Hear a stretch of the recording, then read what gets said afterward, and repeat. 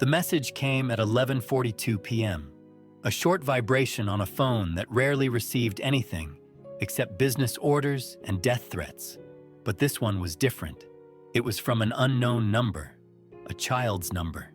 "He's beating my mama. Please help." The mafia boss, Matteo Ricci, stared at the screen. He frowned at first, thinking it was a mistake, a scam, a wrong number. Then another text arrived. Shorter, shakier. "I'm hiding. He said he'll kill her." Matteo's breath stilled. He had seen fear. He had caused fear, but he had never seen this. A child begging a stranger because she had no one else left. He typed only 3 words. "I'm on my way." No hesitation, no questions, no second thoughts. His men froze as he stood up, grabbed his coat, and walked out the door. "Boss, where are you going?" He didn't answer. He didn't need to. Because something in that child's words, that trembling desperation, hit a part of him he thought had died years ago. As his car tore through the streets, another message appeared. "I hear footsteps. Please hurry." Matteo clenched the steering wheel. His pulse hammered. Lights blurred past. By the time he reached the address, he already knew. Tonight, he wasn't arriving as a mafia boss. He was arriving as the only hope that little girl had left. And what he found inside that house changed everything. Stay with me until the end. Because what Matteo discovered in that living room will make your heart stop and start again. Before we begin, don't forget to like this video, hit subscribe, and comment where you're watching from. Now, let's get started. Matteo Ricci had built his empire on one simple principle: trust no one, love nothing, feel nothing. For 23 years, he had ruled the streets of Boston with an iron fist wrapped in expensive Italian leather.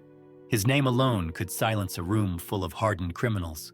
His reputation had been carved from blood, betrayal, and the kind of calculated violence that kept weaker men awake at night. But sitting in his armored sedan, racing through empty streets toward an address he'd never seen, Matteo felt something he hadn't experienced in decades: uncertainty.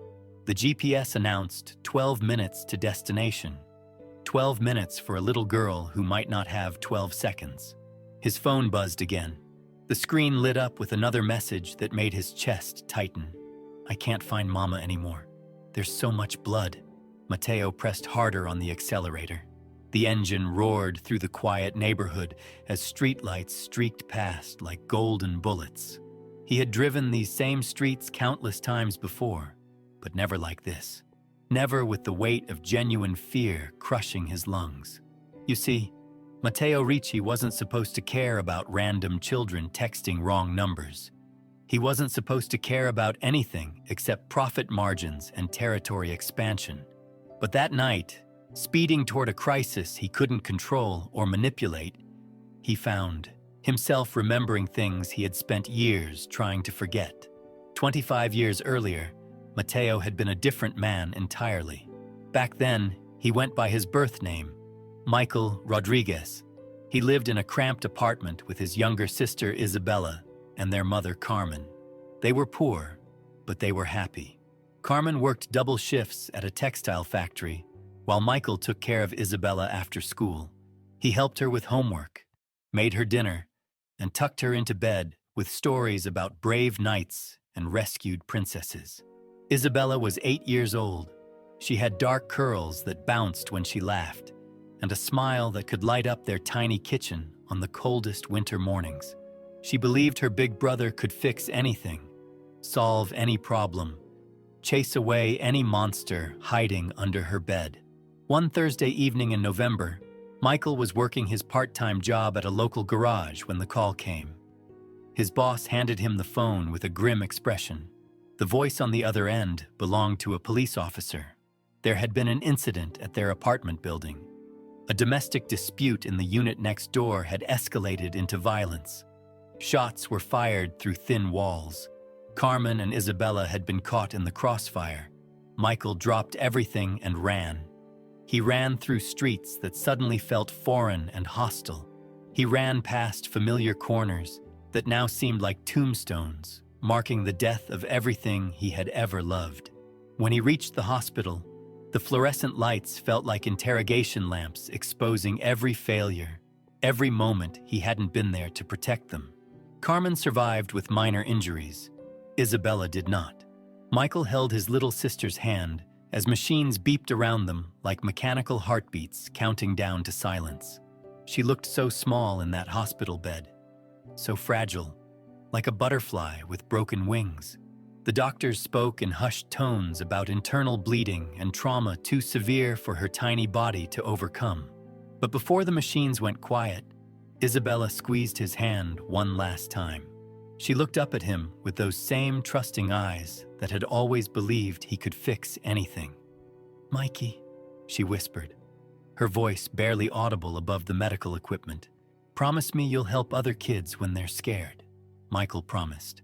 It was the last conversation they ever had. After the funeral, something fundamental shifted inside Michael Rodriguez. The part of him that believed in justice, in fairness, in the possibility that good people could live safe lives, died with Isabella. What emerged from that grief was colder, harder, more calculating. He realized that the police couldn't protect his family. The law couldn't save his sister. The system had failed everyone he loved, so Michael decided to become the system. He started small, running numbers for local bookmakers. He learned how power really worked in their neighborhood, who controlled what, where the real decisions got made. Within 5 years, he had transformed from grieving brother to feared enforcer. Within 10 years, he controlled 3 city blocks. Within 15 years, he owned half the waterfront. And somewhere along the way, Michael Rodriguez disappeared entirely. What remained was Matteo Ricci, a man who had built walls around his heart so thick that nothing could penetrate them. A man who had convinced himself that caring about anyone was a luxury he couldn't afford. Until tonight. The GPS announced 5 minutes to destination. Matteo's knuckles were white against the steering wheel. Another text came through. This one was different. Weaker. "I think I'm going to sleep now. I'm really tired." That message hit Matteo like a physical blow. He recognized the tone immediately. He had heard it before in his sister's voice during those final hours. It was the sound of someone giving up, of a child's body shutting down from trauma and fear.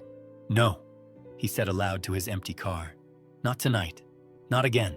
Matteo grabbed his phone and typed rapidly while steering with one hand. "Stay awake. Talk to me. What's your name?" The response came back slowly. "Emma. I'm Emma." "Emma, my name is Matt. I'm almost there. You need to stay awake for me. Can you do that?" "I'll try." "Good girl. Tell me about your mama. What's her name?" "Sarah. Sarah Peterson. She makes the best chocolate chip cookies. She reads me stories every night." Matteo felt something crack inside his chest. This little girl, hiding in terror, was talking about bedtime stories and cookies. She was talking about the kind of normal, beautiful life that Isabella never got to finish living. The GPS announced 1 minute to destination. Matteo could see the address now, a small 2-story house with a broken porch light and overgrown hedges. Most of the windows were dark, but he could see flickering movement inside, shadows dancing against drawn curtains. He parked across the street and studied the scene. No police cars, no ambulance, no neighbors peering from windows. Whatever was happening inside that house, it was happening in complete isolation. Emma and her mother were facing this nightmare alone. Matteo checked his weapon, adjusted his jacket, and stepped out of the car. The night air was crisp and still. He could hear muffled sounds coming from inside the house. Shouting, something breaking, a woman's voice pleading. His phone buzzed one more time. Emma's message made his blood run cold. "He found me." Matteo moved toward the house like a predator stalking prey. But tonight the roles were reversed. Tonight, he was hunting something far more dangerous than rival gang members or corrupt politicians. He was hunting a monster who hurt children. The front door hung slightly ajar, revealing nothing but darkness beyond. Matteo could hear Emma's attacker moving through the house. his heavy footsteps echoing against hardwood floors like thunderclaps in the silence. A man's voice, slurred with alcohol and rage, called out threats that made Mateo's jaw clench. "Come out, you little brat. You think you can hide from me forever?" Mateo's phone vibrated. Emma had sent one final message, just 2 words that nearly brought him to his knees. "Help Mama." He slipped through the front door without a sound. The house reeked of stale beer, cigarette smoke, and something else. Something metallic that Mateo recognized immediately. Blood. Fresh blood. The living room was a disaster zone. Furniture overturned. Picture frames shattered across the floor. Family photos torn and scattered like fallen leaves. In the center of it all lay Sarah Peterson, Emma's mother. She was unconscious, her blonde hair matted with blood, her breathing shallow and labored, but she was alive. Mateo knelt beside her, checking her pulse with the same gentle touch he had once used to comfort Isabella. Sarah's heartbeat was weak but steady. She had taken a brutal beating, but she would survive if she got medical attention soon. Heavy footsteps thundered down the hallway. The man was getting closer to wherever Emma was hiding. Mateo could hear him yanking open doors, cursing when he found empty closets and bathrooms. "I know you're in here somewhere, you little pest. When I find you, you're gonna wish you never picked up that phone." Mateo rose slowly. Every muscle in his body coiled like a spring, ready to unleash 23 years of controlled violence. This wasn't business anymore. This wasn't about territory or respect or fear. This was personal in a way that reached down to the broken parts of his soul and demanded justice. The attacker appeared at the end of the hallway. He was a big man, probably 6'3", with arms like tree trunks and hands stained with Sarah's blood. His name was Derek Walsh, though Mateo didn't know that yet. What Mateo could see immediately was the kind of cowardly brutality that targeted the helpless, the vulnerable, the innocent. Derek froze when he saw Mateo standing in his living room. For a moment, confusion flickered across his drunken features. This wasn't what he expected to find. This wasn't a neighbor or a police officer or some concerned citizen who would back down when threatened. This was something else entirely. "Who the hell are you?" Derek slurred, swaying slightly on his feet. "This ain't your business, pal. Get out of my house before I throw you out." Mateo said nothing. He simply studied Derek with the same cold calculation he had once used to evaluate business rivals before destroying them. He cataloged weaknesses, measured distances, calculated exactly how much force would be required to neutralize this threat permanently. "I said get out!" Derek roared, stumbling forward with his fists raised. Mateo moved like lightning striking water. One moment Derek was charging toward him. The next, he was flat on his back with Mateo's hand wrapped around his throat. The speed and precision of the takedown was surgical, professional, terrifying in its efficiency. "Listen very carefully," Mateo said, his voice barely above a whisper. "I'm going to ask you one question, and your life depends on giving me the right answer. Where is the little girl?" Derek's eyes bulged as he struggled against Mateo's grip. He tried to speak, but only managed choking sounds. Mateo loosened his hold just enough to allow words. "I don't know what you're talking about," Derek gasped. Wrong answer. Mateo's grip tightened again, this time with enough pressure to make Derek's vision start to fade around the edges. "Let me rephrase that. Emma Peterson, 8 years old, blonde hair, probably hiding somewhere in this house while you terrorized her and beat her mother unconscious. Where is she?" The mention of Emma's name seemed to penetrate Derek's alcohol-soaked brain. His expression shifted from confusion to something approaching fear. Not fear of Mateo, not yet, but fear that his secret was exposed. "She's probably upstairs," he wheezed. "Look, man, this is all a misunderstanding. Sarah's my girlfriend. We had a fight. Things got out of hand. But Emma's not even my kid. I was just trying to discipline her." Mateo's other hand moved to his jacket. Derek's eyes widened as he caught a glimpse of the weapon holstered there. Suddenly, the gravity of his situation became crystal clear. "Please, Derek whispered. "I didn't mean for things to go this far." "Neither did I," Mateo replied. But before he could make his next move, a small voice called out from upstairs, weak, frightened, but unmistakably alive. "Matt? Is that you?" Emma. She had remembered the name he gave her in their text conversation. She was calling for him like he was some kind of hero, some kind of savior who could make all the monsters go away. Mateo felt something shift inside his chest. The same crack that had started in his car widened into a fissure that threatened to split his carefully constructed walls completely open. "I'm here, Emma," he called back. "You're safe now? Come down when you're ready." Derek tried to struggle beneath Mateo's grip, but it was like trying to move a mountain. "You don't understand," he pleaded. "That kid's been nothing but trouble since her dad died. Sarah can't control her. Someone has to teach her respect." "Respect?" Mateo's voice carried the kind of deadly calm that had preceded some of his most violent business decisions. "You want to talk about respect?" He leaned closer, his face inches from Derek's. "Let me tell you about respect. Respect is what a child should feel when she's safe in her own home. Respect is what a mother should expect when she's trying to protect her daughter. Respect is what you should have shown before you decided to terrorize a family." Footsteps on the stairs. Light, hesitant, but growing closer. Emma was coming down to meet the stranger who had answered her desperate plea for help. Mateo made a decision that would haunt Derek Walsh for the rest of his considerably shortened life. He hauled the man to his feet and dragged him toward the kitchen, out of Emma's line of sight. What happened next would determine whether Derek lived to see another sunrise, but it wouldn't happen in front of a traumatized child. "Emma," Mateo called over his shoulder, "stay with your mama. I'm going to call an ambulance. Everything's going to be okay now." As he pushed Derek into the kitchen, Mateo caught his first glimpse of Emma Peterson. She stood at the bottom of the stairs like a ghost, her small frame trembling in pajamas decorated with cartoon unicorns. Her blonde hair was tangled, her eyes wide with the kind of terror that no child should ever experience. But she was alive. She was breathing. She was looking at him with the same trusting expression Isabella had worn all those years ago. "Thank you for coming," Emma whispered.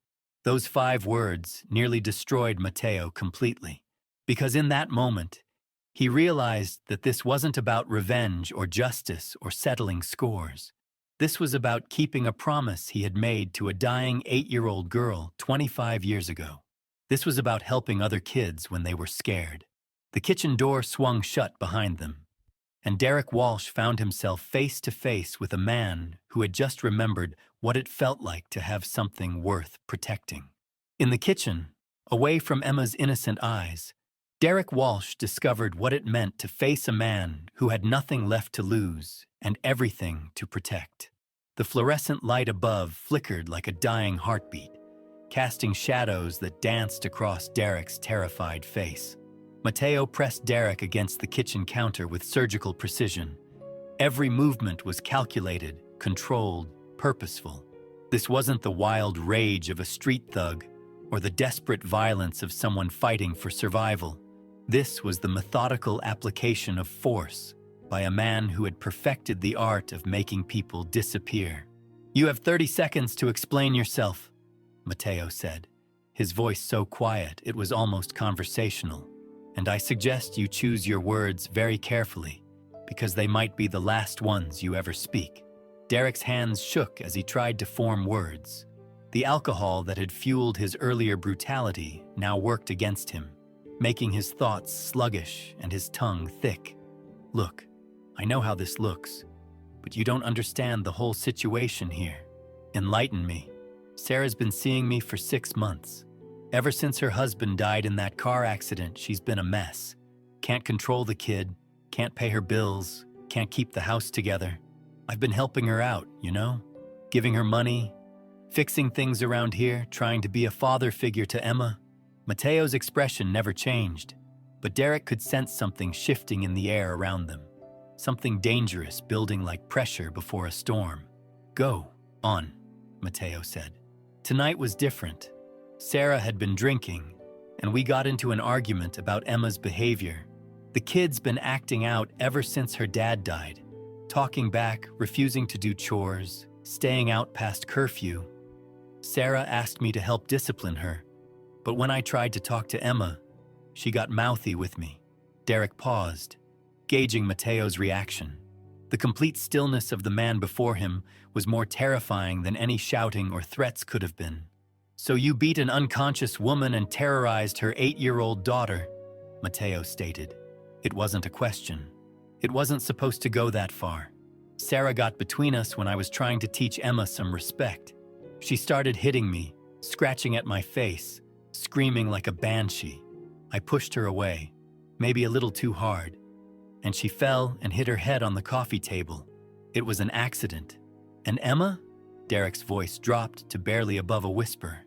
She saw everything, started screaming and crying, saying she was going to call the police. I couldn't let her do that. I've got warrants, man. Unpaid child support, assault charges from my ex-wife. If the cops showed up, I'd be back in county lockup before morning.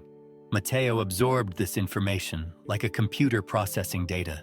Every detail, every excuse, every justification Derek offered only confirmed what he already knew. This wasn't a crime of passion or a moment of poor judgment. This was the behavior pattern of a predator who had been escalating his violence until someone finally stopped him. "So you chased a traumatized child through her own home?" Mateo continued. "You destroyed her sense of safety, her trust in the adults who were supposed to protect her, and you did it all to save yourself from facing the consequences of your previous crimes. When you put it like that, it sounds worse than it was." "No," Mateo said, finally allowing a hint of emotion to creep into his voice. "It sounds exactly like what it was." In the living room, they could hear Emma's soft voice talking to her unconscious mother. She was telling Sarah about the nice man who had come to help them, promising her that everything would be okay now, begging her to wake up so they could go get ice cream tomorrow like they had planned. The sound of that small voice, so full of hope despite everything she had endured, broke something fundamental inside Mateo. All the walls he had built, all the barriers he had constructed to keep the world at arm's length, crumbled in an instant. He thought about Isabella's final moments, how she had made him promise to help other scared children. He thought about all the years he had spent convincing himself that promise was impossible to keep, that caring about anyone would only lead to more pain. But Emma Peterson had proven him wrong. Her desperate text message had reached across the darkness of his carefully constructed isolation and reminded him who he used to be, who he could still choose to become. "Derek," Mateo said, his voice taking on a different quality entirely. "I want you to understand something. In my line of work, I've encountered every kind of criminal you can imagine. Drug dealers who poison communities, loan sharks who destroy families, contract killers who end lives for money. But you know what I've learned in all my years doing this?" Derek shook his head, too terrified to speak. "The worst monsters aren't the ones who kill for business. They're the ones who hurt children for pleasure." Mateo's phone buzzed, a text from one of his lieutenants checking on his location. He ignored it completely. Tonight, the business empire he had spent decades building seemed less important than the 8-year-old girl in the next room who had trusted a stranger to save her life. "Here's what's going to happen," Mateo continued. "You're going to walk out that back door and disappear from the city forever. You're never going to contact Sarah Peterson again.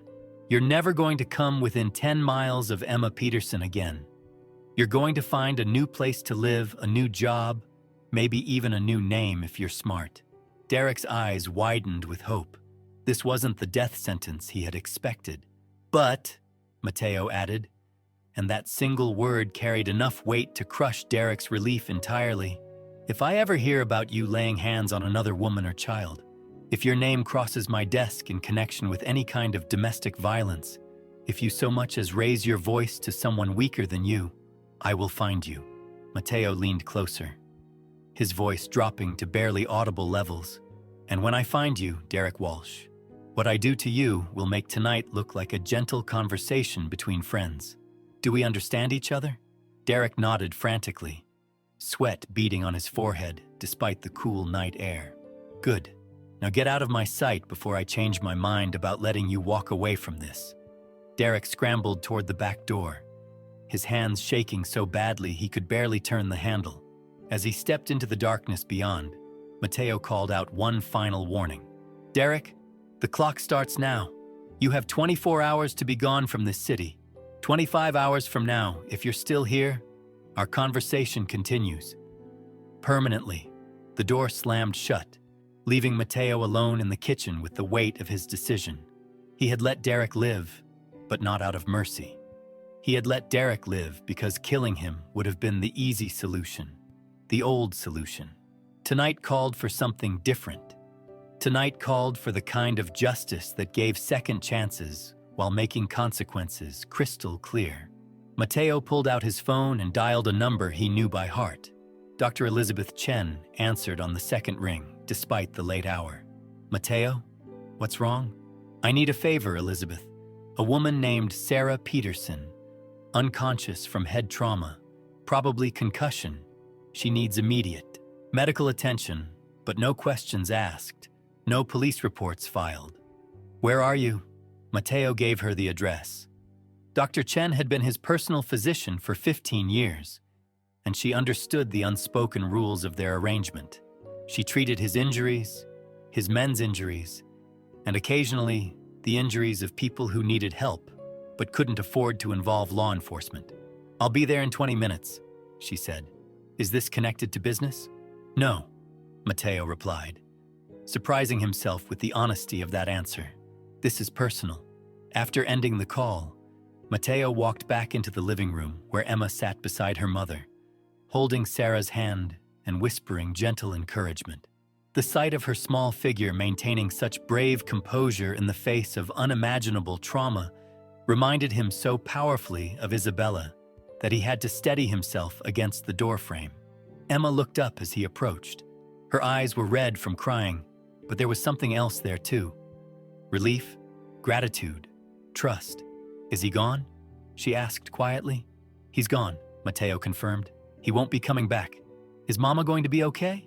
Mateo knelt beside Emma, bringing himself down to her eye level, just as he had done with Isabella so many years ago. I've called a very good doctor. She's going to take care of your Mama and make sure she gets better. Emma nodded, accepting this promise with the simple faith that children possessed before the world taught them to doubt. Matt, she said, using the name he had given her during their text conversation. Why did you come help us? You don't even know us. The question hit him like a physical blow. How could he explain to an 8-year-old that her desperate message had reached across decades of buried grief and reawakened parts of his soul he thought were dead forever? How could he tell her that helping her was really about honoring a promise he had made to another little girl who hadn't lived to see her 9th birthday? Because, he said finally, someone very important once made me promise to help kids when they were scared. Who was that? My sister. Her name was Isabella. Emma seemed to consider this seriously. Is she nice? She was the nicest person I ever knew. Where is she now? Mateo felt tears threatening at the corners of his eyes for the first time in 25 years. She's in heaven, but I think she would have liked you very much. Emma reached out and took his hand with the same trusting gesture Isabella had used during those final moments in the hospital. The contact sent shockwaves through Mateo's carefully controlled emotional defenses. I'm glad you kept your promise to her, Emma said simply. In that moment, Mateo realized that everything in his life had been leading to this point. All the violence, all the power, all the fear he had accumulated over the years suddenly seemed like preparation for something larger. He had built an empire of darkness, but tonight, that empire had served the light. Car lights swept across the front windows. Dr. Chen had arrived with her medical equipment and her discretion intact. Soon, Sarah would receive the care she needed, and Emma would have her mother back. But Mateo knew that his involvement in their lives was just beginning, because for the first time in decades, he had found something worth protecting that had nothing to do with territory, or profit margins, or respect earned through intimidation. He had found a family that needed him. And perhaps more importantly, he had found his way back to the promise he had made to Isabella all those years ago. The promise that would transform not just Emma and Sarah's lives, but his own in ways he couldn't yet imagine. As Dr. Chen worked on Sarah and Emma watched anxiously from the couch, Mateo stepped outside to make another phone call. This one would set in motion changes that would ripple through his organization and beyond. "Vincent," he said, when his second-in-command answered, "I need you to arrange something. A trust fund, completely anonymous, enough to cover college tuition and living expenses for a young girl." "Boss? What's going on?" "I'm keeping a promise," Mateo replied. "And Vincent, clear my schedule for the next few weeks. I have some personal business to attend to." For the first time in 25 years, Matteo Ricci was putting family first, and the little girl who had sent a desperate text to a wrong number was about to discover that sometimes the most unexpected guardian angels come wearing expensive suits and carrying the weight of their own redemption stories. The night was far from over, but already everything had changed, because sometimes it takes the courage of a child to remind a lost man who he was always meant to be. 6 months later, Emma Peterson stood in the doorway of her new bedroom, watching through sparkling clean windows as children played in the safe neighborhood Mateo had quietly moved them to. Sarah had recovered completely. Her bruises long faded, her smile returned. But the real transformation belonged to the man who had answered a desperate child's text message. Mateo visited every Sunday, not as the feared crime boss of Boston, but as Uncle Matt, the man who taught Emma chess and helped with her homework. He had kept his promise to Isabella in ways he never imagined possible. The empire he had built through fear now served a different purpose, protecting families like Sarah and Emma from the monsters that lurked in the shadows. Derek Walsh had vanished that night, just as Mateo promised he would. Word had spread through the criminal underworld about what happened to men who hurt children in Matteo Ricci's city. The message was clear and absolute. But the most profound change wasn't in Boston's streets or in the Peterson household. It was in Matteo himself. He had discovered that the hardest heart could choose love over revenge, that the darkest soul could find redemption in the innocent trust of a child who needed saving. Emma's desperate text had been sent to the wrong number. But sometimes the wrong number turns out to be exactly the right person at exactly the right moment. Sometimes salvation comes from the most unexpected places, wearing expensive suits and carrying the weight of promises made to dying children. Thanks for watching, and remember to subscribe for more incredible true stories that prove even the most broken hearts can heal when given the chance to protect something precious.